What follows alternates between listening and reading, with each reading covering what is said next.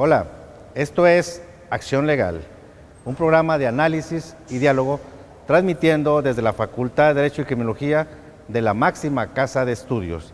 El día de hoy hemos titulado el tema La pena de muerte en México y para ello hemos invitado al licenciado Marco Antonio Leija Moreno, último juez mexicano que cumplió con la ley y la Constitución, emitiendo una pena de muerte a un procesado. Esto es Acción Legal. La sentencia en el proceso penal es la resolución que resuelve el proceso y termina la instancia. Tiene como finalidad que el juez decida, con base a todas las diligencias practicadas en el proceso, sobre los hechos que motivaron el ejercicio de la acción penal, así como respecto a la situación jurídica de la persona a la que se le atribuyeron. Las sentencias serán condenatorias cuando imponen al procesado haberse acreditado en el juicio su responsabilidad en la ejecución de un delito. Y absolutorias serán cuando se le comprueba la ausencia de un delito o bien sobre el que versa la acusación, pero este no tuvo intervención en la comisión de este. Pero ¿cómo era la sentencia en el proceso penal en años anteriores?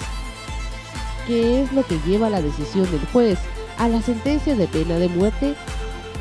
Esto y más veremos a continuación. Gracias por continuar con nosotros. Esto es Acción Legal. El día de hoy hablaremos de las sentencias en materia penal, un antes o un después. Y para ello hemos invitado a un personaje muy importante de nuestra localidad. Es el licenciado Marco Antonio Leija Moreno. Licenciado Marco Antonio Leija Moreno. Mucho gusto. Gracias por visitarnos. El licenciado tiene una trayectoria de más de 57 años de ser maestro universitario, más de 25 ser juez penal y muchos años impartiendo la justicia. Fue uno de los personajes que en sus sentencias emitió la pena de muerte. Háblenos de la pena de muerte. Gracias, hermano. Antes y después. Gracias. Pues de lo que acaba usted de decir, quiero hacer mención de esto. He salido mis actividades en la prensa y por ella he sabido que yo estuve de juez y de magistrado de la cuarta sala y de presidente del tribunal. Y además fui secretario y escribiente, yo que cumplí todos muchos años en ello. Pero en la función penal se determinan algunas cosas de esas.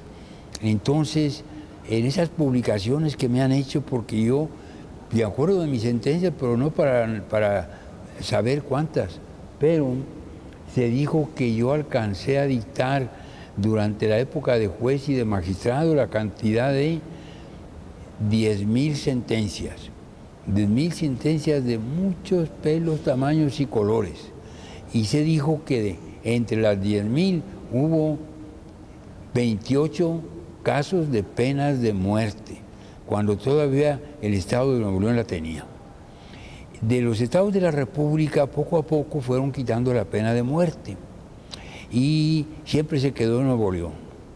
Y como yo pues, alcancé a ser el juez que más años estuve, cada vez que el caso era complicado, siempre se venía conmigo. Y yo nunca, como estar Dios aquí, dejé de ayudar. A veces casos muy difíciles, muchas veces fui custodiado por mucho tiempo por todos los que podían hacerme algún daño. Y así la fuimos llevando adelante. Un día, entre las muchas sentencias, alguna que otra que sí fue famosa, me acuerdo que me dijo alguien que si no tenía miedo yo de imponer la pena de muerte. El artículo 124 de la Constitución obliga al juez a poner la pena que viene en la ley, no la que él se le antoja. Y en virtud de ello, yo hacía un razonamiento y lo condenaba a la pena de muerte. Y así en esas condiciones. Los códigos anteriores que tenían la pena de muerte no determinaban con precisión la forma de ejecutarla. Entonces dejaban a juicio todo del juez. Y yo en mis sentencias de pena de muerte siempre les ponía algunas condiciones, como que les dieran orientación de lo que sería y relacionarnos con la relación de la iglesia. Y la otra es que no se le maltratara antes de la ejecución, todo eso. Pero el Código Viejo traía capítulos al final en donde decía que se podía la pena de muerte dejarla sin efecto.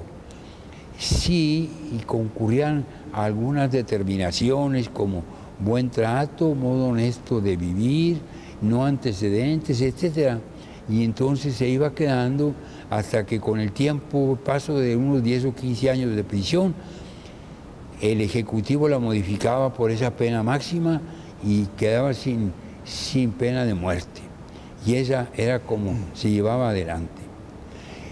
Algún día, uno de esos muchos, aquel que le llamaban el Capitán Fantasma de los condenados, me dijo el periodista: ¿está usted de acuerdo con la pena de muerte?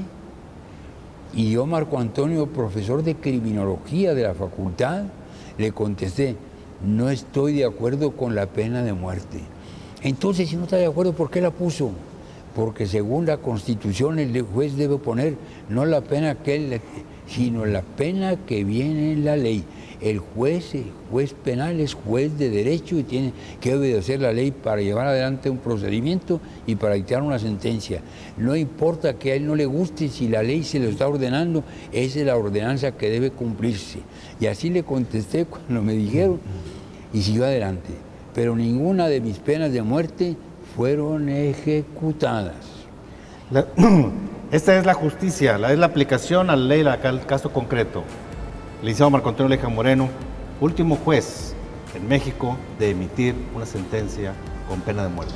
Continuamos, esto es Acción Legal.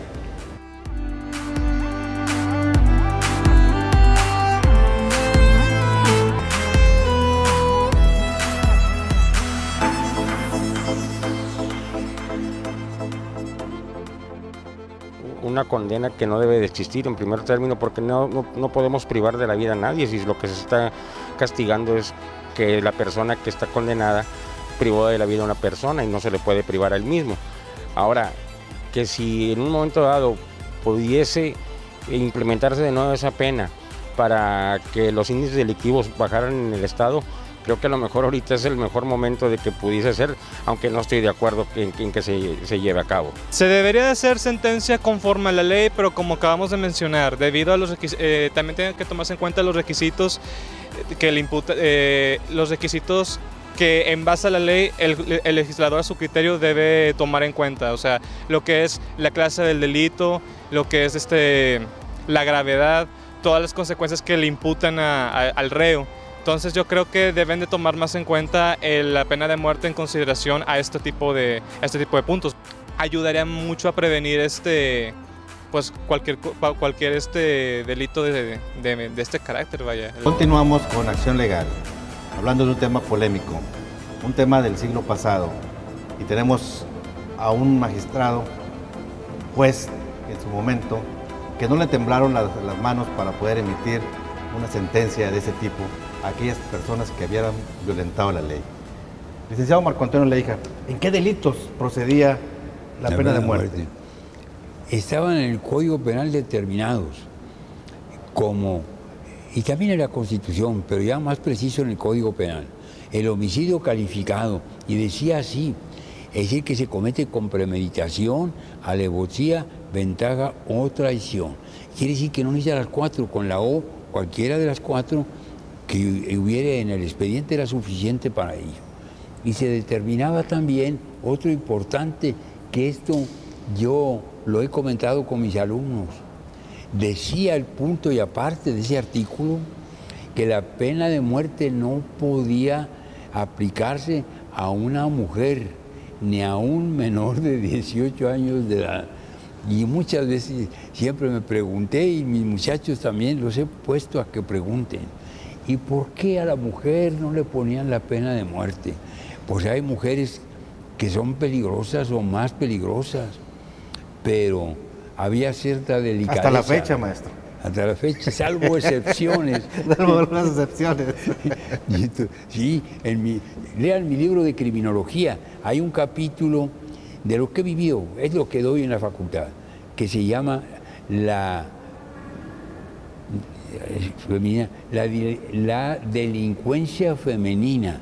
Y entonces ahí le digo muchas cosas a la mujer, muchas cosas hermosas a la mujer mexicana. Yo me acuerdo en un congreso en Italia y otro congreso en Wichita, en Estados Unidos, sobre esto.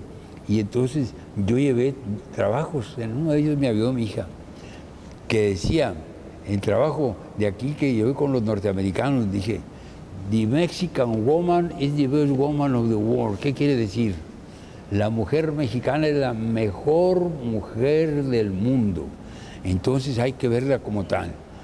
Pero, le digo a los muchachos en mis exámenes, ¿cuál es el delito que más comete la mujer?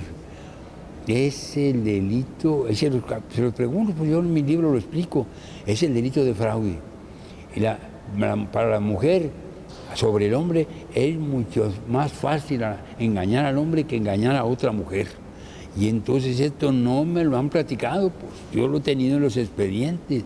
Y una vez se trataba de una lotificación de un terreno y la mujer que lo hizo lotes y lo vendió, pero el terreno no lo alcanzó a pagar y todavía no era de ella. Y ese es fraude por venta de cosa ajena y va para adentro.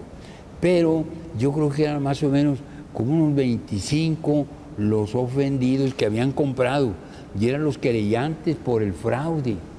Y entonces en eso había 4 que eran mujeres ofendidas.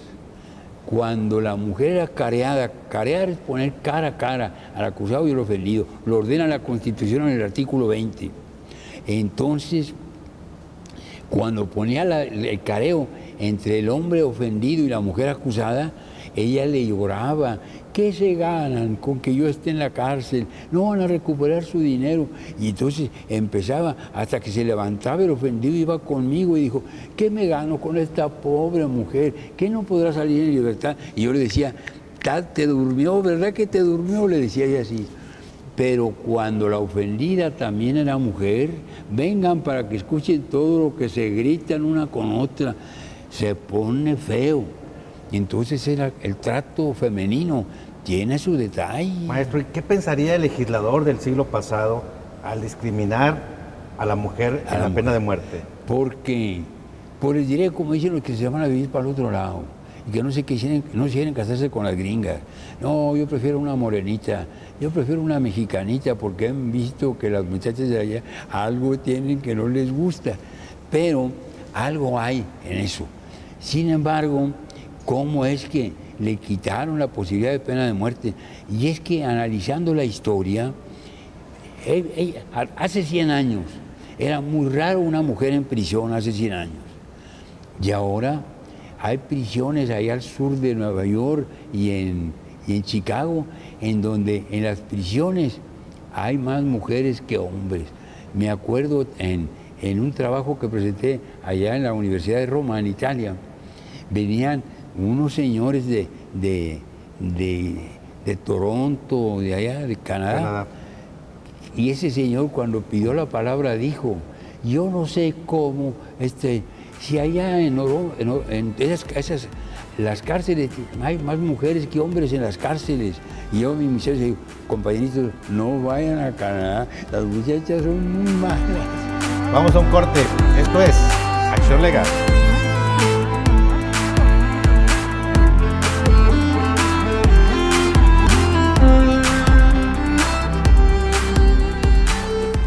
Continuamos con Acción Legal y estamos con una leyenda del sistema de justicia penal mexicano, el licenciado Marco Antonio Leija Moreno. Maestro Marco Antonio Leija, el antes y después, ahora que hay tanta delincuencia, tantas cosas que han pasado, necesitamos jueces con carácter, con firmeza, sí. como aquellos jueces, ¿usted qué recomendaría? Pues hay una problemática muy importante en la condición del juez. Pues con cuántas miles y miles de sentencias que dicté, pero yo creo que el juez necesita tener una especial preparación para poder determinar todo lo que va a hacer. Cada cosa que sucede que a veces no es posible determinarla. Y entonces el juez debe tener una alta preparación. Una vez estuve en un congreso nacional en Acapulco y había un trabajo sobre esto para establecer cómo la preparación del juez no es más que el estudio que tiene que hacer de cada caso. Y ese es el supuesto. Porque, como yo digo en mis clases de criminología, y también lo menciono en mi artículo, en mi capítulo 7 de mi libro, cuando digo aquella frase de que es mejor prevenir que reprimir. No hay que esperar al que el delito llegue para proceder. Si podemos hacer algo para evitar que el delito llegue. Ese es el punto de partida de la buena justicia penal. Y esa es la condición que puede haber para que, en vez de ir subiendo el número de crímenes, irlo bajando, pero siempre bajo esa condición de la prevención como medida de evitar que llegue adelante la represión. Entonces, bajo esa idea, entonces, aquella vieja teoría se acuerda del delincuente nato del Lombroso, de que por lo malo y lo feo y lo esto es el responsable, porque mira, tuvo esto, aquello.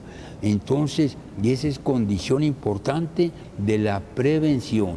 Si estamos en la prevención y la podemos ocupar, llevamos buen camino para evitar que el delito llegue. Es el punto de partida que debe haber en el estudio de la criminología.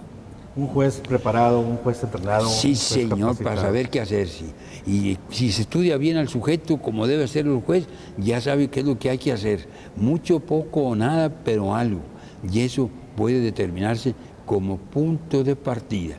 Un condenado a pena de muerte mío me lo encontré en la calle. Yo ya lo he platicado al doctor Ballí, que era Alfredo Ballí. Llegué a comprar y ¿sabe qué? Y resulta lo siguiente. Me echaron un grito por mi nombre y era aquel que se tuvo 25 años en prisión y vino a darme un abrazo y a decirme que... El propio condenado. El condenado. Se la cambiaron por 25 años se la conmutaron. Y religiosamente los cumplió. Y ahora anda, hace como unos 3 o 4 años murió y salió en el periódico que fue la última pena de muerte que se dictó en México. Y yo la dicté. Ay, vamos, son las experiencias, pero la experiencia es muy bonita para enseñar.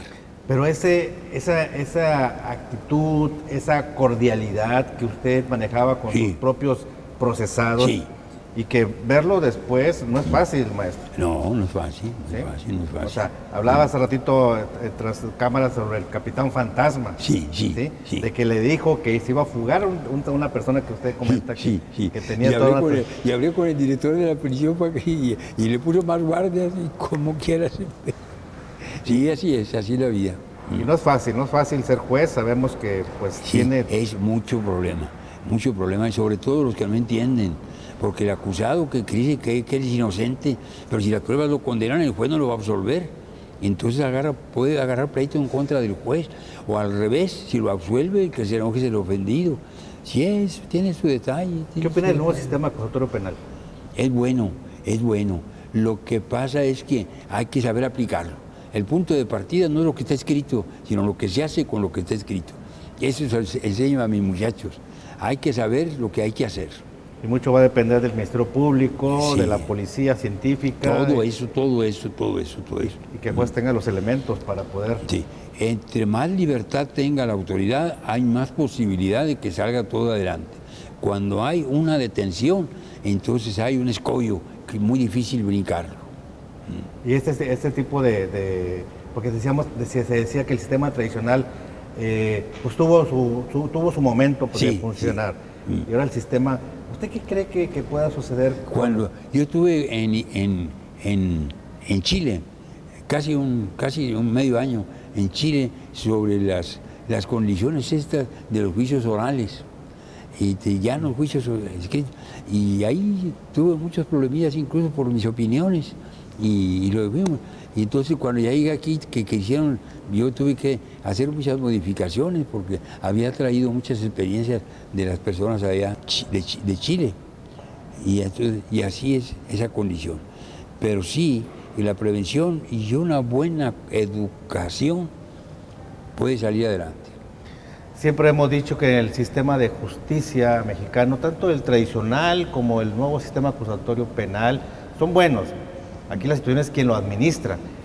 Y una recomendación de nuestro maestro Marco Antonio Alejo Moreno es la capacitación y el entrenamiento para que esto suceda. Sí, sí, es cierto, es verdad, eso es cierto. Porque las instituciones son buenas, maestro. Sí. Los que fallamos somos nosotros. Así, mire, en Argentina, en otro congreso, allá el maestro, cuando le tocó a la Universidad Autónoma de Nuevo León, el maestro que dirigía el rector nuestro, dijo, ahora vamos a ver, hay un faro que ilumina de criminología a toda América Latina, desde el Río Bravo hasta la Patagonia, y ese se llama Universidad Autónoma de Nuevo León. Es el ejemplo de la condición que debe verse en la criminología. Pero ¿para qué hablo yo? Aquí está el que va a hablarle, y fue mi conferencia. Y entonces hice ver todos esos supuestos que usted mencionó, lo que hice ver, por la idea de que no es lo escrito, sino lo escrito con lo no escrito, para ver si eso es lo que, si está en condiciones de llevarse unidamente, tiene resultados positivos. Yo le agradezco, maestro, el que nos haya compartido sus experiencias. Con mucho gusto, la pena de muerte difícilmente podrá incorporarse en nuestro país, en nuestro Estado mexicano. Ha sido reformada la Constitución, México ha firmado tratados convencionales para que esto ya no suceda. Pero siempre es bueno recordar aquellos tiempos en que la justicia se aplicaba y que no le temblaba la mano al juez para poder dictar una pena de muerte a aquel que se equivocaba. Gracias por todas sus experiencias. Mucho gusto, estamos para servirles, mucho gusto. Felicidades.